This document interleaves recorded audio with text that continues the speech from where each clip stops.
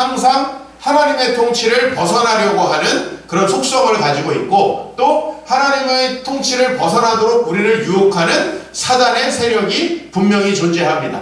여러분이 눈에 보지 못한다 할지라도 그 사단의 세력이 여러분의 마음을 얼마나 흔드는지, 여러분들이 하나님과 교제가 단절됐을 때 밤이 되면 여러분의 마음이 얼마나 공고하고 외롭고 때때로 얼마나 허무하고 이 세상이 허망한지에 대해서 생각해 보세요. 사탄은 우리에게 끊임없이 우리가 죄와 허물 가운데 살아갈 수밖에 없도록 우리를 유혹하는 것입니다.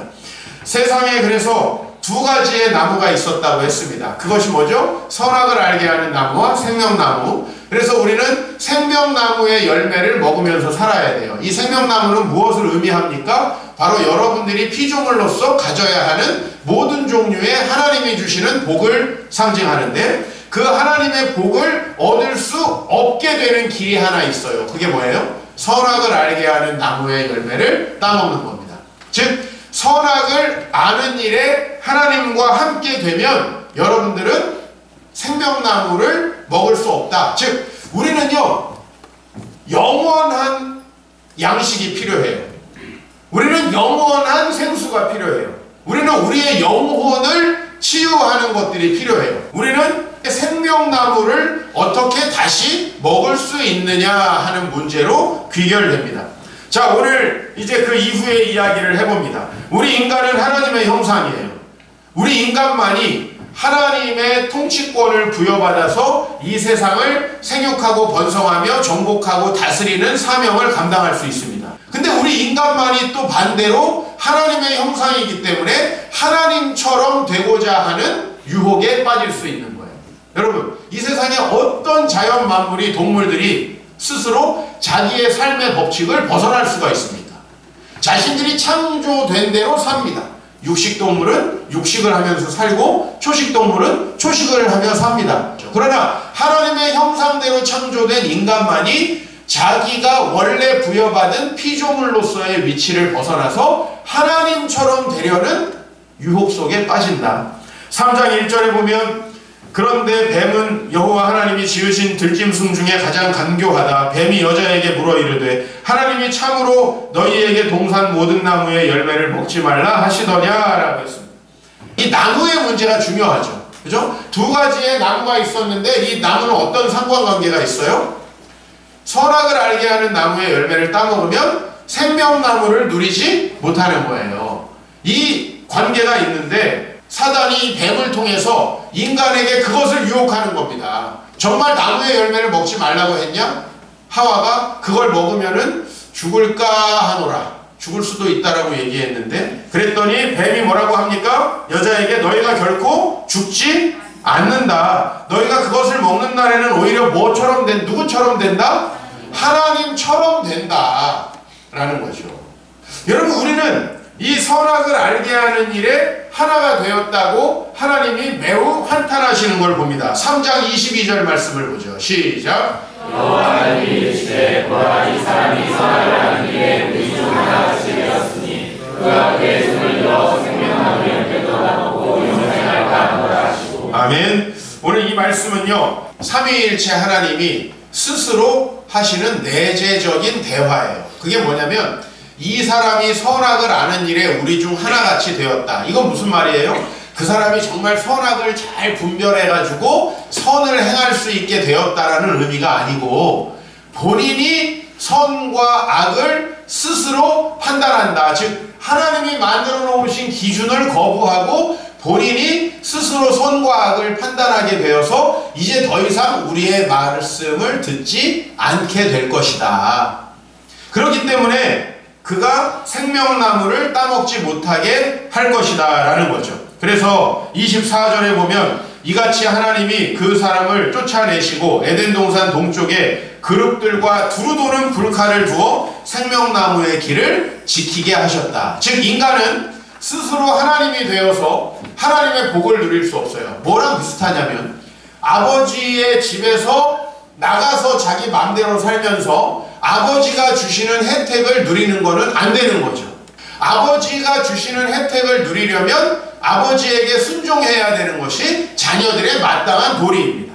우리는 뭐만 누리려고 해요? 혜택만.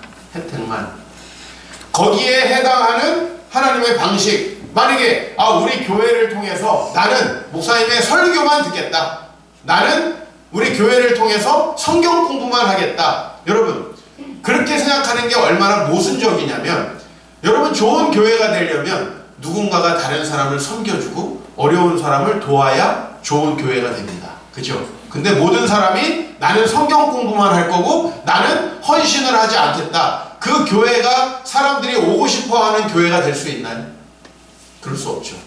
굉장히 모순적이에요. 여러분들이 선악과를 따먹고 여러분의 인생을 여러분 마음대로 살면서 이 세상이 아름다워지기를 바란다? 이건 말이 안 되는 거예요. 수많은 사람들이 수많은 정치체제를 가지고 이렇게 하면 사회가 잘 된다라고 얘기했지만 사회가 계속해서 잘 되지 않는 이유가 거기에 있어요. 수많은 인문학자들이 어마어마한 논문을 쓰고 이 세상의 문제점을 지적해도 세상이 전혀 바뀌지 않는 이유가 있어요. 우리의 문제는 우리가 선악과를 따먹었다는 겁니다. 우린 매일매일 선악과를 따먹고 있습니다. 우리 자신이 판단자가 되어서 오늘 하루를 어떻게 살아갈지, 내게 지금 주어지는 돈을 어떻게 관리할지, 내게 주어진 젊음을 무엇을 즐기며 살아갈지 내가 결정하고 있습니다. 그렇게 선악과를 따먹는 가운데에서 여러분 영혼에 주어지는 행복이라는 건 결코 있을 수 없어요. 하나님께서는 이게 동시에 주어질 수 없다는 거예요. 왜냐면 내가 선악과를 따먹으면 분명히 우리는 이기적으로 살아갈 거고 나만을 위해 살아갈 거예요. 하나님이 창조된 세상이 그렇게 이기적인 세상이 되도록 하나님은 우리를 내버려 두실 수 없어요. 그리고 그렇게 이기적으로 살아갈 때 여러분이 행복할 것 같아요. 지금 우리가 모두 내 자식 잘 키우려고 하나만 낳아가지고 열심히 키우고 있습니다. 그런데 지금 전반적으로 아이들이 줄어드니까 모든 산업이 쇠퇴할 수밖에 없어요. 경기가 하강할 수밖에 없어요. 왜? 여러분이 다니는 회사들 중에 교육에 관련된 회사들, 교육에 관련된 또 용품에 관련된 또 유아들에 관련된 이 모든 업계가 어떻게 될 수밖에 없어요. 경기가 안 좋아요. 우리는 아이를 조금 낳아서 내가 많이 벌어서 그 아이만 잘 키우고 싶지만은 여러분은 생육하고 번성하여서 이 땅에 많은 일꾼들이 나오고 우리들을 지탱할 수 있는 또 앞으로 어려운 사람들을 지탱할 수 있는 많은 건강한 사람들이 나와야 한다는 사실을 우리는 생각하지 않는 거예요. 우리가 선악과를 따먹고 우리가 이기적이 될 때 세상은 결코 우리에게 복을 주지 않습니다. 그래서 우리는 어떤 상태에 있게 되었나요? 생명나무에 접근하지 못하는 상태에 있어요. 예수님에 의해서 회복되신 여러분들, 회복되어서 생명나무의 열매를 먹고 계시는 분들은 과거의 내 삶과 비교해서 내가 정말 많이 행복해졌고 진정한 복의 길을 찾았구나라는 걸 아실 거예요. 그러나 여전히 이 사이에서 갈등하면서 나는 예수님을 믿었지만 여전히 예수님을 주인으로 영접하지 않고 여전히 나는 생명나무의 열매를 내가 따먹고 내 모든 삶을 내가 관리해서 살고 있다. 아마 여러분 교회를 왔다 가고 심지어는 여기서 저처럼 설교를 하고 찬양팀을 해도 여러분 마음에 찾아오는 그 공허함과 주변 사람들과 만나면 여러분 마음에 드는 비교의식과 시기와 질투 이런 거 결코 지울 수 없을 것입니다. 하나님이 우리 안에 있지 않으면 여러분 어떤 환경 속에서도 행복할 수 없다라는 거죠. 이런 실존적인 죽음의 상태를 제가 만든 교재에서는 두 가지로 얘기하죠. 여러분 개인에게 찾아오는 외로움과 허무함과 두려움, 그리고 사회적으로는 그렇게 외롭고 허무하고 두려운 사람들이 만나서 서로 사랑하지 않고 갈등하고 반목하면서 만들어내는 이 사회의 수많은 문제들이에요. 우리는 하나님께로부터 채우지 못해요. 하나님으로부터 채우지 못하니까 그걸 누구로부터 채워야 돼요? 주변 사람들로부터 채워야 되는 겁니다. 그래서 이 세상은 끊임없이 제국주의가 판을 치는 거예요. 강한 나라가 계속 약한 나라들의 것을 빼앗아서 자기들을 채우는 거죠. 자기들을 채우려고 하는 거예요. 그 안에서 여러분도 살고 있는 거예요. 하나님 나라를 잃어버린 인간의 특징 따라합시다. 경작하지만 지키지 못하는 라멕. 오늘 이 라멕이라는 사람은 아담의 후손으로 유명한 사람입니다. 그 아담의 아들이 누구였죠? 가인이었죠. 하나님의 통치를 벗어난 인간이 하나님께 단절되었습니다. 자신의 영혼에 필요한 것들을 채우지 못하고 외로움과 허무함과 두려움에 고통당합니다. 외로움에 고통당하는 사람들이 주로 느끼는 감정은 열등감입니다. 왜냐하면 자신이 누구인지, 하나님이 나를 창조하셨고 내가 하나님이 창조하신 독특한 인간이라는 걸 인정하지 못하는 사람은 막바로 주변 사람들과 자신을 비교할 수밖에 없습니다. 여러분 한 분 한 분이 여러분 자신을 독특한 하나님 앞에서의 실존으로 인식하지 못하면 우리는 막바로 쟤는 어느 아파트에 사는가? 쟤네 남편은 뭐 하는가? 비교할 수밖에 없어요.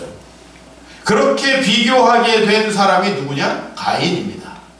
가인은 동생과 자신을 비교합니다. 열등감에 시달립니다. 그랬다면 뭘 해야 됐겠어요? 회개를 해야 됐겠지만 이 열등감을 동생을 죽임으로써 해결하는 겁니다. 여러분들은 동생을 죽여본 적이 없겠죠. 그러나 우리 이 성경은 우리 모두가 가인이라고 이야기를 하는 겁니다. 여러분 마음속에 있는 외로움과 허무함과 두려움은 반드시 다른 사람에게 피해를 주게 되어 있습니다. 오늘 이 가인은 바로 하나님을 떠난 이 실존이 겪을 수밖에 없는 마음의 고통, 그 마음의 고통을 어떤 방식으로 해결하느냐? 다른 사람을 이용하는 방식으로. 이 사람은 자기의 열등감을 해결하기 위해서 동생을 죽이는 방식으로 그 문제를 해결했습니다. 그러나 우리가 그렇게 다른 사람들을 이용해봤자 우리가 느끼는 공허함과 허무함은 똑같습니다. 오늘 가인이 느끼는 감정을 한번 여러분 읽어보시죠. 창세기 4장 14절입니다. 시작. 주께서 오늘 이 시간에서 나를 쫓아내시온즉 내가 주의 낯을 배우지 못하리니 내가 땅에서 태어나 우리하는 자가 될지라 물은 나를 만나는 자마다 나를 죽이겠나이다. 아멘. 다른 사람을 죽인 가인은 누군가가 자기를 죽일 거라는 끊임없는 두려움 속에서 살아가요. 여러분이 다른 사람을 사랑하지 않잖아요? 그러면 여러분 마음속에 무엇으로 우린 죽을 수밖에 없느냐? 다른 사람도 날 사랑하지 않을 것이다. 누군가를 진정으로 사랑해야 다른 사람도 나를 사랑할 거라는 것을 믿게 돼요. 누군가를 진짜 존귀히 여겨야 여러분 다른 사람을 존귀히 여길 수 있게 돼요. 그런데 우리는 다른 사람을 시기하고 질투해요. 그러면 여러분 다른 사람 봤을 때 그 사람도 여러분을 시기하고 질투할 거라는 생각이 안 듭니까? 우리는 모두 다 지금 가인의 실존 방식을 살아가고 있다는 거죠. 하나님께로부터 채워지지 않는 것을 다른 사람에게 채우려고 하고, 그리고 다른 사람들이 나를 그런 도구로 사용하지 않을까 두려워하는 거죠. 이 사회에 나타나는 끊임없는 남성 혐오와 이 여성 혐오, 이 문제들 여러분 기억해 보세요. 남자가 여자를 이용하려고 하고 여자가 남자를 이용하려고 하기 때문에 우리는 저 사람이 꼭 나를 이용하지 않을까라는 두려움에 휩싸이고 있어요. 이게 바로 가인과 같은 사람이 만들어내는 실존이에요.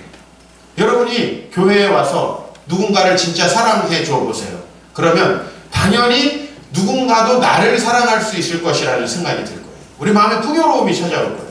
그러나 교회마저도 나의 유익을 위해 이기적으로 여러분이 다니게 된다면 아마 여러분의 마음에 평안이 없을 겁니다. 여러분의 마음은 목사도 의심하게 되고 주변의 리더도 의심하게 되고 내 주변에 있는 형제 자매들도 의심하게 될 거예요.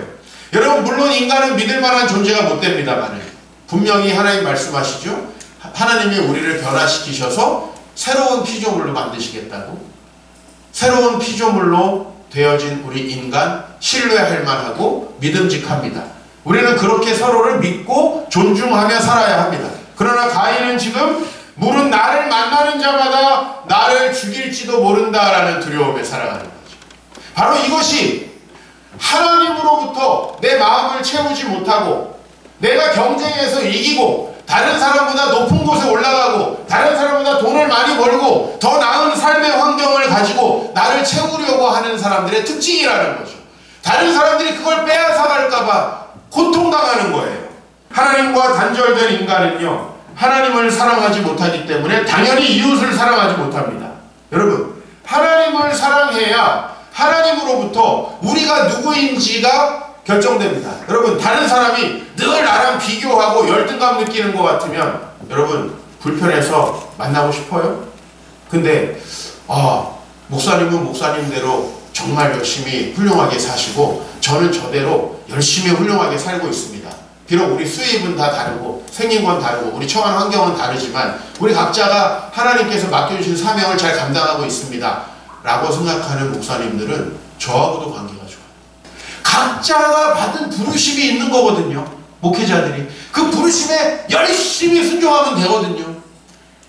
그 사람이 시골에서 목회를 하든 도시에서 목회하든 경제적으로 좀 어렵던 부하건 그건 중요한 게 아니거든요. 우리는 근데 비교해요. 왜? 하나님이 우리에게 정체성을 부여하지 못하니까. 하나님이 부여하신 정체성이 우리를 세워가지 못하니까. 하나님이 주신 인생의 목적이 있어야 되는데 그 목적이 없는 사람은 이제 다른 사람의 커리어를 부러워하기 시작합니다. 저 사람을 더 세상에서 알아주네? 저 사람을 더 높여주네? 저 사람이 더 인기 있네? 나도 저걸 해야 되는데 왜 나는 저걸 못할까?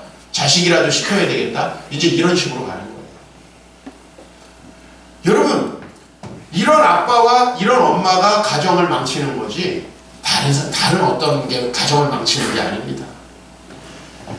우리는 하나님과 단절되어요. 그 생명나무의 열매를 얻지 못하면 결코 이 외로움과 허무함과 두려움 속에서 벗어나지 못합니다. 그런데 이렇게 외로움과 허무함과 두려움 속에서 이것을 쾌락으로 해결하고 이것을 내 욕망으로 해결하려고 하는 사람들이 모여서 공동체를 이루면 그 공동체가 어떻게 되겠습니까?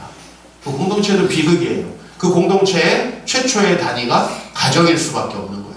그래서 현대사회에 이렇게 수많은 가정들이 깨지고 있는 겁니다. 결혼하는 쌍이 5년째 기록경신을 하고 있습니다. 점점 더 적은 사람이 결혼하고 점점 더 적은 아이가 태어나고 그리고 이혼율이 점점 높아집니다. 자, 이게 과연 부유한 대한민국이 이게 바로 정치 선진화를 꿈꾸는 대한민국이 가고자 하는 길인가요? 어때요, 여러분? 분명히 지금 망가지고 있죠. 정준영 사태 때문에 온 나라가 시끄럽습니다. 그런데 이 정준영 사태는 이 대한민국이 어디로 가는지 보여주는 하나의 인디케이터에 불과해요. 여러분, 사람이 배우자가 아닌 다른 사람과 성적인 쾌락을 느끼는 것을 부끄러워해야 됩니다. 적어도 그런 일들을 본인들이 했더라도 이걸 감추려고 해야 돼요. 그런데 마치 전쟁에 나가서 전리품을 얻는 것처럼 이것을 찍어서 공유하고 내가 이렇게 했다. 누구나 사람이 도박을 하게 되면 부끄러워해야 돼요. 그렇죠? 근데 나 마카오에서 얼마 땄어. 올리고. 이런 연예인들을 또 좋아한다고 오빠 하는 사람들이 있는 이 대한민국이 제정신이고 정상입니다. 이게 우리가 원하는 사회입니까? 이게 대한민국이 원하는 사회인가요? 그래서 여러분의 월급이 조금 더 늘어나면 우리 자식에게 좀 더 좋은 사회가 주어질 것 같은가요? 사실 이 정준영 사태는 우리가 얼마나 하나님으로부터 멀어지고 있는가를 보여주는 거고 사실 우리 안에 내재되어 있고 잠재되어 있는 죄들이 드러나고 있는 거예요. 몇몇 선구자들에 의해서 드러나고 있는 겁니다. 김학의 사건도 마찬가지죠. 정치권이 하는 일은 결국은 이 사건들을 이용해서 본인들이 하고 싶은 정책을 하는 거예요. 검경 수사권 조정. 그거 하고 싶어서 싸우는 거예요. 진실을 밝히는 거랑 관계가 없어요. 그러나 우리가 이거에서 볼 수 있는 건 뭐냐면 누가 범죄를 했다, 누가 출국을 하다가 금지당했다가 아니라 이 사회가 지금 그렇게 되어가고 있다. 세상의 권력자들이 이제 쾌락을 누리다 못해서 그런 성상납을 받고 있다. 이 사람들이 사법 처리되고 안 되는 게 이게 중요한 게 아니고요. 우리 모두가 지금 그렇게 선악과를 따먹고 정말 악한 세상을 만들어가고 있다. 여러분, 이런 세상 속에서 이곳에서 함께 예배하고 있는 우리 청소년들 어떻게 지킬 수 있겠습니까? 우리부터 정결하고 거룩하고 오로지 즐거움은 부부 안에서 서로 사랑하면서 서로 존경하면서 이것이 되어야 할 줄 믿습니다. 가인은 형제를 죽입니다. 자신의 정체성을 하나님에게로부터 채우는 게 아니에요. 하나님이 없으니까 그것을 형제를 죽임으로 채웁니다. 그 가인은 뭐합니까? 모든 인간은 하나님의 창조성이 그 마음에 있기 때문에 놀면서 살 수는 없어요. 우리 인간은 죄가 있건 없건 간에 일을 해야 돼요. 뭔가 해야 돼요. 그죠? 그죠? 17절 가인이 아브라함과 동침하여 에녹을 낳았는데 가인이 성을 쌓고 그의 아들의 이름으로 성을 이름하여 에녹이라 하니라. 가인은 도시를 만들기 시작합니다. 자기가 있는 주변을 정돈하기 시작했다고 보면 돼요. 여러분들이 어느 황무지에 던져졌다고 해봐요. 우리나라 사람들이 중앙아시아에 과거에 보내졌죠. 그죠? 한국 사람 뭐합니까? 밭을 만들고 일구고 그곳에서 사람이 살만한 일을 합니다. 그죠? 가인의 후손들이 결국은 뭘 합니까? 람에게까지 이르러서 람에게 세 자녀가 있습니다. 4장 19절부터 22절까지 보면 람에게 두 아내를 낳았는데 첫 번째 아내인 아다는 야발을 낳았는데 그는 장막에서 거주하며 가축을 치는 자의 조상이 됐어요. 사자는 사냥을 할 수 없으면 쫓겨나서 죽는 거예요.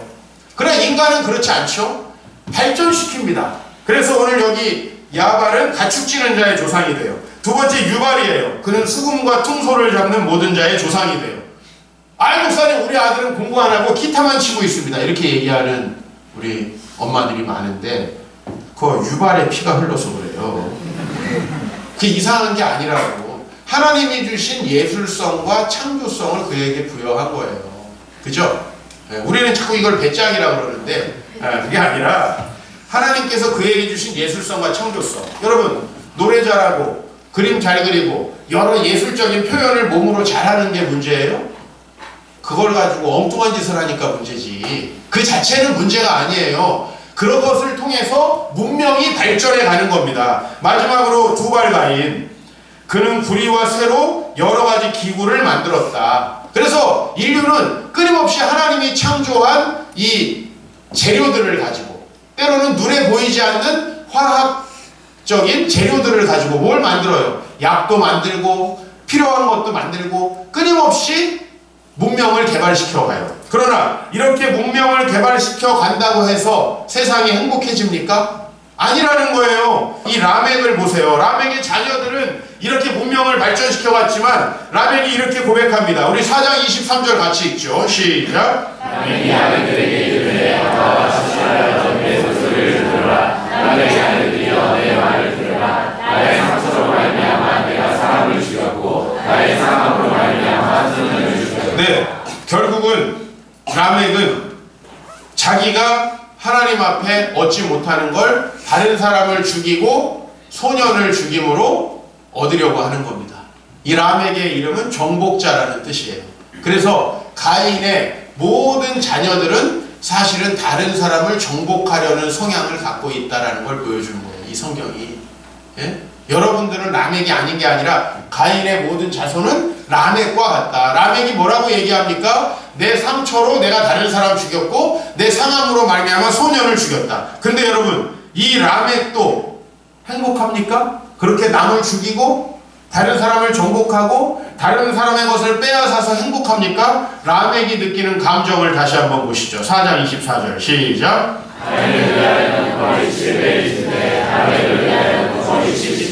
이게 뭐예요? 아까 전에 가인은 모든 사람이 나를 죽일 것 같습니다 라고 하나님께 두려움을 호소했어요. 그랬더니 하나님이 너를 죽이는 자에게 벌을 내려줄게 라고 이야기를 했어요. 라멕은 뭐라고 하는 걸 그 이야기를 알고 있죠? 가인을 죽인 사람이 벌을 받는 게 7배라면 나를 죽이면 77배 저주받는다. 이게 무슨 말이냐면 간단히 이 시대로 얘기하면 나 건드리면 너네 정말 큰일 나. 다 죽여버릴 거야. 이런 얘기예요. 라멕이 두려워합니다. 정복자는 정복당할까봐 두려워하는 겁니다.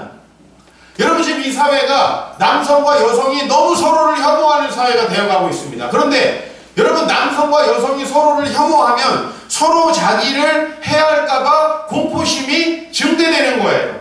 이 사회가 지금 계속 그런 방식으로 나아가고 있어요. 여러분 우리는 서로 사랑하는 그런 관계로 회복되어져야 합니다. 서로 사랑하는 관계로. 왜냐하면 하나님이 생육하고 번성하고 땅에 충만하라 그랬는데 남성이 혼자 이 명령 지킬 수 있나요? 여성이 혼자 이 명령 지킬 수 있나요? 우리에게 가장 중요한 건 우리가 커리어가 성공하는 게 아니라 하나님이 주신 대로 생명을 창조하고 그 안에서 복을 누리는 겁니다. 이러기 위해서 남성과 여성은 얼마나 상호 의존적인지 몰라요. 그런데 서로가 혐오할 뿐만 아니라 동성애까지 간다고요. 여러분, 이것이 얼마나 심각한 문제인가라는 걸 우리가 알아야 돼요. 선악과를 따먹고 하나님이 되려는 인간은 하나님의 복을 누리지 못하게 되므로 다른 사람을 통해서 자기를 복되게 하려고 합니다. 이런 사람을 라멕이라고 하는 거예요. 만약에 여러분들이 여러분의 배우자와 결혼해서 내가 그를 통해서 한번 행복해보자 라고 생각했다면 여러분, 우리는 라멕의 피가 흐르고 있는 거예요. 여러분들이 누군가를 만나서 저 사람을 이용해서 뭔가 내 일을 좀 해보자 라고 한다면 그건 다 라멕이에요. 꼭 죽여야 라멕이 아니고요. 우리는 다른 사람을 사랑하지 않아요. 주로 우리의 관계가 어때요? 내게 필요하면 만났다가 내게 필요 없으면 끊고, 이게 라멕입니다. 다른 사람을 그렇게 나를 위해서 이용하는 거예요. 우리는 그렇게 하나님을 사랑하지 못하는 거예요. 그래서 하나님을 사랑하지 못하면 절대로 이웃을 사랑할 수 없어요. 하나님을 사랑해야 내 자신이 누구인지, 내가 어떤 삶을 살고 어떤 목적을 가지고 있는지 알게 되죠. 공허함과 두려움과 마음의 절망 같은 게 없죠. 죽음에 대한 공포까지도 있게 됩니다. 왜? 하나님을 만나면 우리에게 영원한 복이 있다는 걸 알기 때문에. 그랬을 때 비로소 우리는 이제 이웃을 돌아볼 수 있게 되는 거예요. 그러나 마음에 하나님이 없으면 우리들의 돈의 상당 부분은 쾌락에 낭비될 수밖에 없어요. 왜? 내 마음의 헛헛함을 채워야 되잖아요. 내 마음의 허무함을 채워야 되잖아요. 그래서 불필요한 일에 우리 시간을 허비할 수밖에 없습니다. 쾌락이라는 건 필연적으로 이웃을 섬길 수 있는 돈과 시간을 뺏어가는 거예요. 쾌락은. 근데 쾌락은요, 하나님이 없는 사람에게는 없을 수가 없어요. 쾌락은. 왜? 마음이 너무 공허하고 힘든데 어떻게 그 마음을 채우기 위한 쾌락이 없이 사람이 기계입니까? 여러분, 도박하지 마라, 술 먹지 마라, 그렇게 낭비하지 말라, 명품 사지 말라 이렇게 얘기하는데 마음이 허전한 사람은 안 할 수가 없어요. 그 치유책은 생명나무입니다. 근데 우리가 생명나무를 스스로 얻을 수가 없잖아요. 여러분, 회복되어져야 합니다.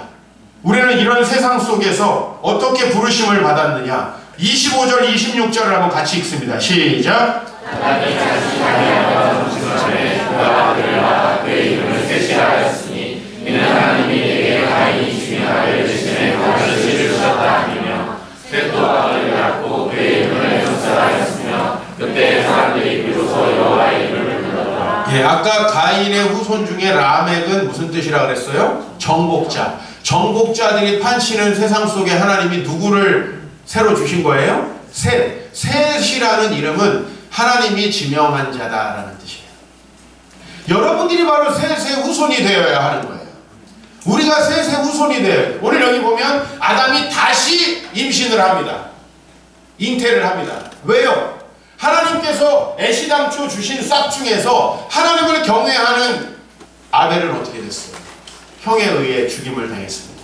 그죠? 마치 우리나라에 그 일본의 수많은 정복자들은 와가지고 호의호식을 하는 반면에 우리나라에 오셨던 수많은 영미권의 이 선교사님들은 얼마나 죽임을 많이 당했어요. 어디나 주님의 구원이 흐르는 곳에 희생자들이 있어요. 아벨은 그런 희생자의 대표입니다. 하나님을 경외하다 죽었어요. 그러나 하나님은 가인을 쓰지 않습니다. 왜? 그는 하나님을 경외하지 않기 때문이에요. 그래서 가인 대신에 누구를 주는 거예요? 새로 하나님이 지명한 사람을 주는 겁니다. 그리고 그 지명한 사람의 아들이 에노스인데 이제 사람들이 여호와의 이름을 부르기 시작했다라고 이야기를 하는 거예요. 여러분, 이제 다음 주가 기대되시죠? 다음 주는 5장 1절부터의 말씀인데 그것은 뭐냐면 이 셋의 후손들을 통해서 어떻게 하나님 나라가 이 땅에 명맥을 이어가는가라는 거예요. 정복자들이 판치는 세상, 라멕이 판치는 세상 속에서 우리는 어떤 자로 부르심을 받았냐? 다음 주에 그 부르심을 받은 사람 중에 여러분은 하나님과 늘 동행하다가 승천한 에녹이라는 사람도 발견하고 또 방주를 짓는 노아를 발견합니다. 이게 바로 우리가 따라야 할 족보예요. 가인의 후손 라멕과 같은 삶을 살아가면 안 돼요. 그건 여러분에게 너무 불행한 거예요. 저는 여러분들이 그렇게 살면 남이 불행해진다라는 이야기를 지금 하는 게 아니에요. 여러분이 라멕과 같이 살면 여러분이 불행해요. 우리는 가인과 라멕이 어떤 고백을 하죠? 모든 사람이 만나면 나를 죽일 것 같아요.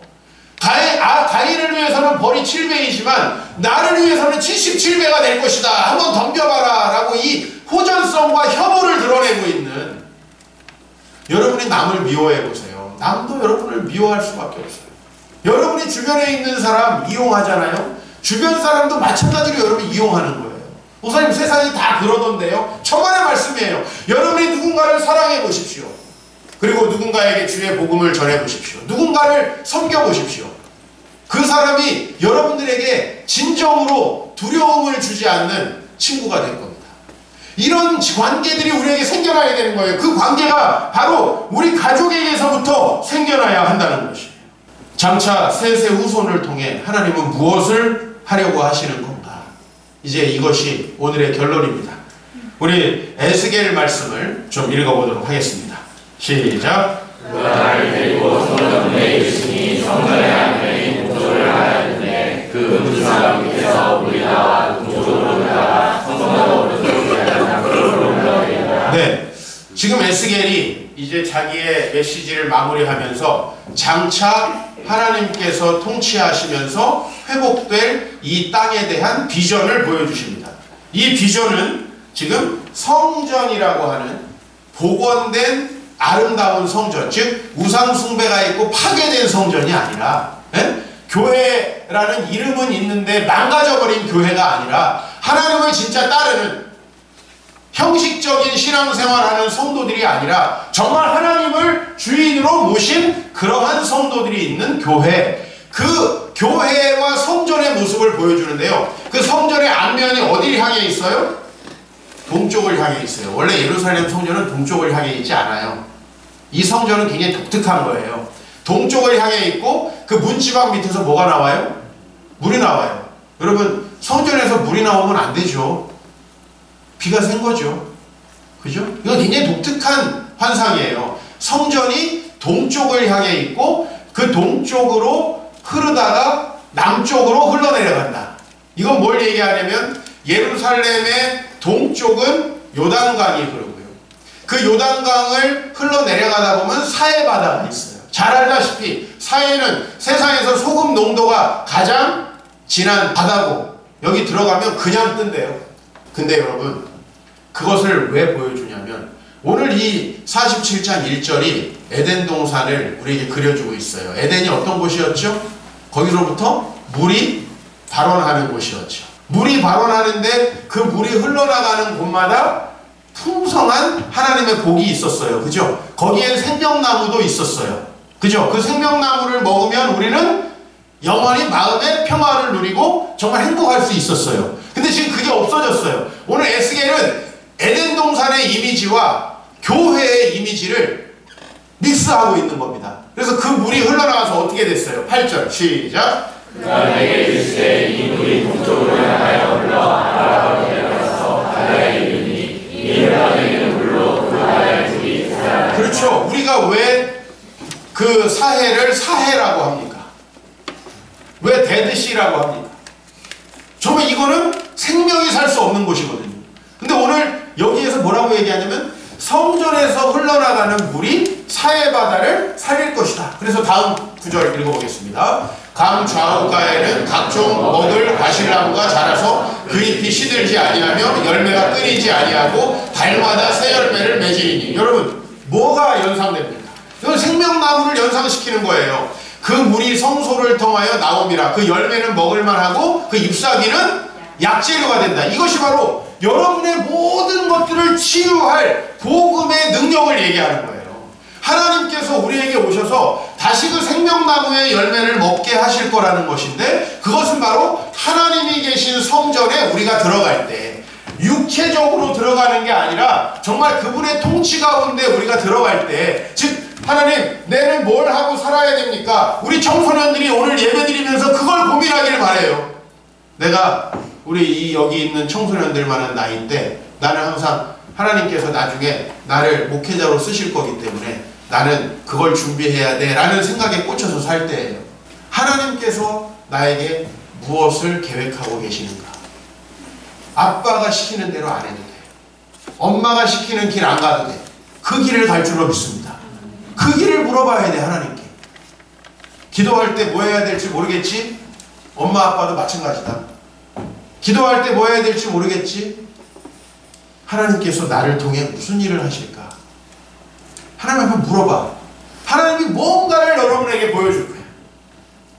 그것을 갖는 거예요. 그게 통치에 순종하는 거예요. 여기 나와서 안 듣는 거 이게 아니고 그거는 예의고 예의. 예배당에 안 듣고 오는 건 목사에 대한 예의지. 그건 믿음이라고 볼 수는 없어요.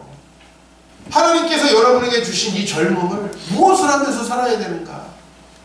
나에게 주신 물질을 과연 어떻게 사용해야 되는가? 이걸 묻지 않으면 성전에서 물이 흘러나올 수가 없는 거예요. 그 물이 흘러나와야 우리를 적시고 회복시키는 것입니다. 그래서 요한계시록 22장에 동일한 의미로 새하늘과 새 땅에서는 생명수의 강이 흘러나와요. 같이 읽어볼까요? 또 그가 수정같이 맑은 생명수의 강을 내게 보이니 하나님과 및 어린 양의 보좌로부터 나와서 하나님의 보좌로부터 뭐가 흘러나와요? 강이 흘러나와요. 이 강은 뭐냐면 태초에 에덴에서 발원해서 생명나무를 길러냈던 그 강을 이야기하는 거예요. 그렇죠? 이미지죠, 이미지. 즉 하나님의 보좌에 순종하는 자들에게 그 하나님의 생명의 능력이 나타나서 회복되는 거예요. 치유되는 거예요. 여러분 그 선교사님들을 보면 참 신기하죠. 어떻게 이런 삶을 살까? 선교사님들은 되게 신기해요. 어떻게 여러분 이런 삶을 살까? 여러분 우리가 치유되면 모든 게 해결돼요. 근데 그 치유는 어디서 일어나느냐? 여러분이 하나님을 주인으로 섬기고 모실 때 하나님과 어린 양의 보호자로부터 생명수의 강이 흘러요. 2절 길 가운데로 흐르더라. 강 좌우에 생명나무가 있어 12가지 열매를 맺대. 맞아요? 생명나무가 그렇게 흘러. 그 열매를 마치 우리가 다시 먹게 되는 듯하게 우리 구원을 설명하고 있는 거예요. 여러분의 구원을 다른 것으로 생명을 대체하려고 해보세요. 떡으로, 빵으로, 케이크로 절대 우리 생명을 대신할 수 없어요. 그렇죠? 그래서 예수님이 말씀하시는 거예요. 너희가 먹는 그 음식은 또 너희를 배고프게 하지만 너희가 지금 마시는 그 물은 영원히 너희를 목마르게 할 것이지만 내가 너희에게 준 그 물이야말로 영원히 목마르지 않게 할 생수가 되리라. 그 물이 여러분 안에 흘러 넘쳐야 되는 거예요. 목사님, 제가 좀 더 직장이 좋고 제가 좀 더 커리어가 좋고 제가 좀 더 인물이 낮고 제가 좀 더 정우성처럼 생기고 공유처럼 생기면 내가 열등감이 없을 텐데요. 천만의 말씀이에요. 수많은 연예인들이 왜 그렇게 잘생기고 돈도 많은데 그 쾌락을 탐할까요? 그 마음에 생명나무의 열매가 없으니까 쾌락을 탐하는 거예요. 그렇죠? 버닝썬 사태는 그냥 그걸 보여주는 거고 여러분들 안에도 그런 게 있다는 걸 보여주는 거예요. 여러분은 그걸 어떻게 채우고 있습니까? 그런 우리에게 오늘 이 창세기의 첫 번째 이야기는 뭘 이야기하고 있냐면 먼저 여러분들에게 생명수의 강이 흘러넘쳐서 여러분의 여호와의 이름을 부를 때에 여러분의 마음이 치유되고 회복된다. 오늘 이 말씀 보니까 달마다 그 열매를 맺고 그 나무 잎사귀들은 만국을 치료하기 위해 있더라. 그것이 나를 치료하면요 그 복음을 가지고 세상을 나가면요 천하만민이 복을 받아요. 그래서 만국을 치료한다. 천하만민이 복을 받는다. 똑같은 얘기죠? 이게 요한계시록 끝까지 이게 요한계시록 마지막 장이에요. 성경에 이런 놀라운 일들이 일어난다는 거예요. 여러분들 때문에 누군가가 살아나고 여러분들 때문에 누군가가 생명을 얻고 여러분들 때문에 누군가가 인생의 의미를 발견하고 여러분들 때문에 놀라운 일이 일어나는 거죠. 왜 우리는 이런 삶을 살지 못하는가? 먼저 나에게로부터 생명수의 강이 흐르지 않기 때문에 그래요. 그러니까 교회에 와가지고도 문제를 일으키는 거예요. 그러니까 교회에 와가지고도 이기적이라는 소리를 듣는 거예요. 적어도 우리 기독교인들만큼은 그런 소리 듣지 말아야죠. 우리만큼이라도 우리 안에 생명수의 강이 흘러넘치길 바랍니다. 여러분이 말씀 듣고 깨달아서 집에 가서 잘해보겠다? 그러면 그거 잘 안 돼요. 내 말 듣는다고 집에 가서 이게 기억도 안 날 뿐더러 기억나도 행할 수 있는 능력이 없어요. 그러나 우리 안에 하나님의 생명력이 흘러넘쳐야 돼요. 그러려면 방법은 한 가지예요. 그 보좌에 나아가서 내 생각과 내 계획과 내 중요한 우상들을 깨트리고 그분이 나를 다스리도록 나를 맡겨야 돼요. 뭐가 두렵습니까? 뭐를 이렇게 많이 잃어버릴 게 있습니까? 사랑하는 성도 여러분, 우리 교회는 재벌도 없고요, 많이 잃어버릴 분들이 없어요. 하나님께 충분히 맡겨도 된단 말이에요. 내 삶을 그 하나님께 맡기십시오. 그때부터 여러분, 외로움과 두려움과 허무함이 사라지기 시작합니다. 얼마나 마음의 여유가 넘치고 다른 사람을 봤을 때 사랑이 넘치는지, 내가 기쁨으로 주님께서 다스리시는 삶에 나아갈 때 내 마음에 기쁨과 여유가 생기는 거예요. 그런 마음을 가지고 나아가야 되는 거예요. 세상의 것들을 가지고 나아가는 여러분, 거기에는 절대 만국을 치료하는 잎사귀가 없습니다. 오늘 여러분들에게 하나님의 복음이 들어가길 바랍니다. 그리고 그분에게 신뢰하는 여러분에게 만국을 치료하는 놀라운 역사가 있게 되길 바랍니다. 그리고 여러분들이 이제 그렇게 회복되어서 하나님을 바라보고 살면 여러분들을 통해 세상이 복을 얻게 될 것입니다. 그런 사명자로 세우기 위해서 셋을 세웠고, 셋의 아들은 누구예요? 에노스예요. 그 아들은 누구예요? 여러분입니다. 저는 그 얘기를 하고 싶습니다. 에노스의 아들은 여러분이 되시길 바랍니다. 그 사명자의 계보에 들어가시는 여러분들 되시길 바랍니다. 그래서 우리도 행복하고 우리를 통해서 수많은 이들이 행복하게 잘 살아갈 수 있는 그런 우리의 삶이 되기를 주의 이름으로 축원합니다.